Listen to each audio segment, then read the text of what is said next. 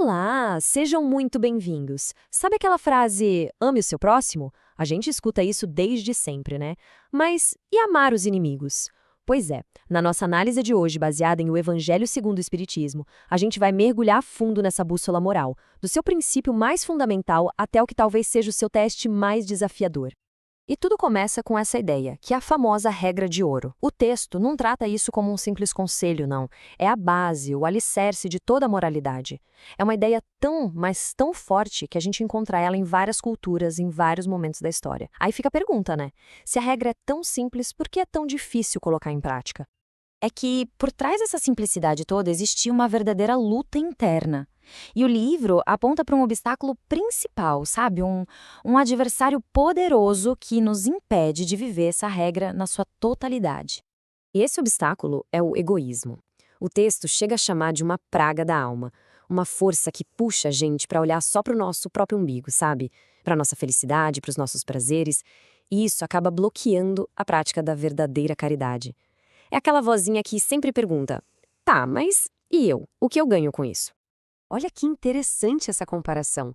A gente vê aqui a caridade e o egoísmo como se fossem duas forças que não se misturam, completamente opostas. Uma mentalidade olha para fora, para os outros, para a comunidade. A outra só olha para dentro, para o eu. É como se fossem os dois polos, o norte e o sul, dessa nossa bússola moral. Bem, se superar o egoísmo já parece uma batalha e tanto, se prepara. Porque o texto eleva o nível do desafio. Ele nos apresenta o que, olha, pode ser considerado o teste final da nossa evolução moral. A questão aqui não é só a tolerar quem nos faz mal. Não, não. O ensinamento vai além. Ele propõe uma resposta ativa, positiva.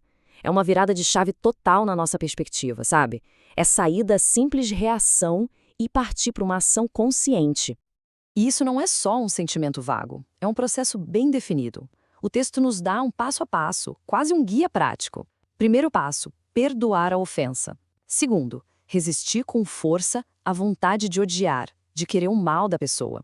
E o terceiro passo, que é o mais radical de todos, fazer o bem em troca.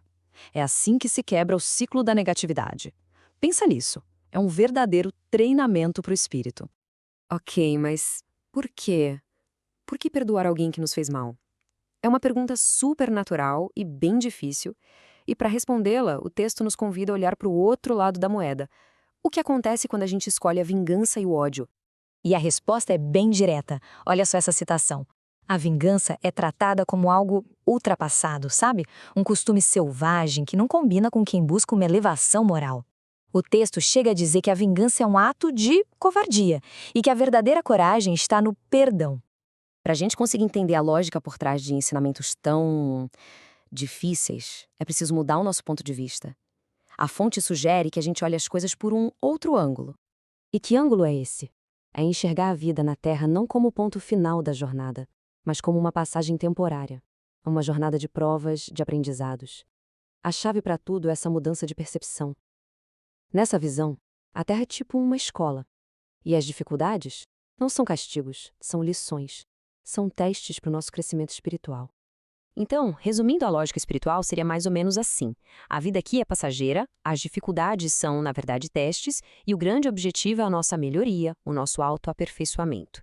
E o mais interessante é que, dentro dessa lógica, até aquelas pessoas que a gente considera inimigas acabam se tornando, de alguma forma, ferramentas para o nosso próprio crescimento. Tá, e o que a gente tira de tudo isso? Qual é a grande lição? A conclusão que o texto apresenta dá um novo significado para esses deveres morais, de uma forma bem poderosa. E o ponto central é este: caridade e perdão não são coisas passivas, não são só sentimentos. São escolhas, são atitudes. E mais do que isso, são ferramentas poderosas para a nossa própria evolução. No fim das contas, quando alguém perdoa o outro, está, na verdade, trabalhando e libertando a si mesmo. É um ato de libertação pessoal. E isso nos deixa com uma pergunta para refletir, né? Se um único ato de perdão já consegue quebrar um ciclo de vingança, imagina o poder que isso tem. Como essa escolha poderia mudar não só o caminho de uma pessoa, mas o futuro como um todo. É uma ideia para a gente levar. O que começa com uma atitude individual pode ecoar de um jeito que a gente nem imagina.